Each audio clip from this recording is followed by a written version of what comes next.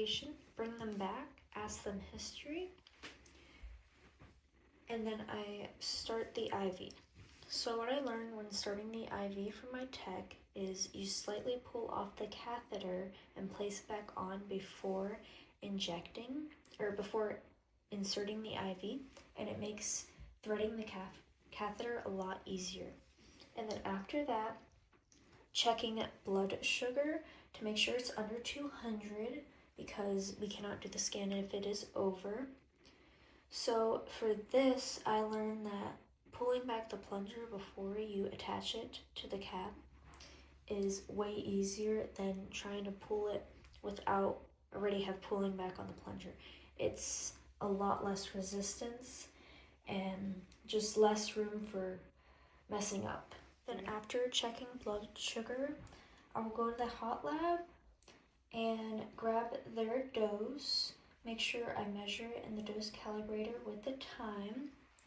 And I will also grab 20 mLs of saline to flush it after, because saline does get sticky in the catheter. It'll stick to the plastic. So at this site, it is required to do 20 mLs after injecting FDG, and anything for PET really. So after that, we have them wait in the room for about an hour after they're injected, and I had also checked residual on the dose after injecting it.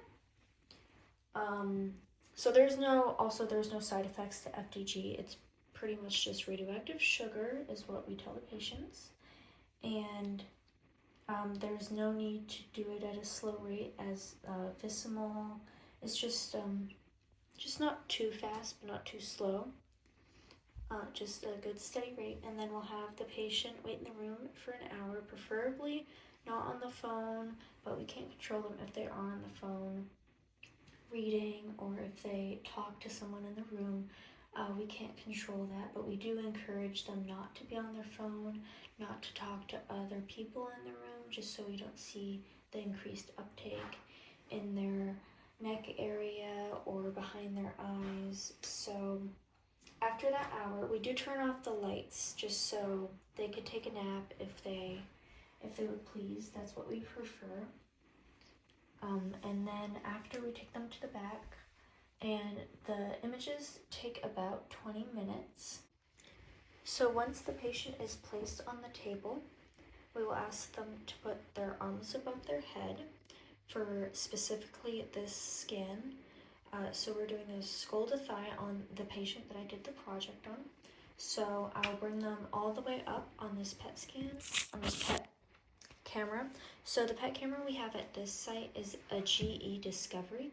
So I know different PET cameras work differently, but this camera, you have to go all the way down. Once you bring them all the way up or able to bring them in, then you have to allow the camera to go all the way down to it's about 179 it goes to, give or take a little bit, and then you can start it. So before starting it, I will place the laser in between the eyebrows, well, on the forehead in between the eyebrows and the hairline about.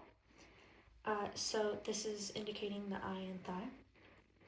Make sure that there's no artifacts, so no keys in the pockets, no external hearing aids, no glasses, no belts or buttons on their jeans. So if there are, we just have them remove the belt or take their jeans past their knees, just to ensure that there's not going to be any artifacts or just incorrect things on the scan. So once I start the scan,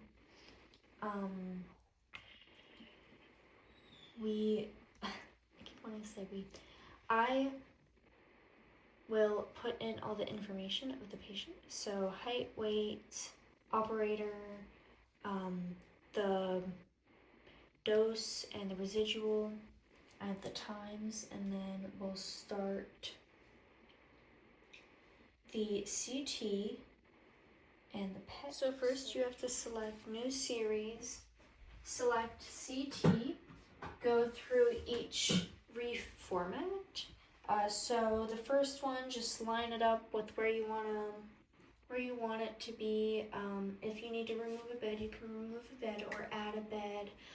If they have any artifacts on them, you will see it through this. And then after, for the second one, we just do the lung portion. And then third one is just full body again. Click on number 1 again, go to pet, and then go through 1, 2, 3, back to 1, go to CT, start CT, that'll be about a minute. And then after CT is done, I select pet, and then that should be about 20 minutes. Once pet starts and I click start scan on the keyboard, I will look at the time and then put the uptake time onto the paper. So while the patient is on the table, I am watching them through the window and with the computer right there. So I will do the, I believe they're called reformats, where we do the core 3x3, the sagittal, and the axial.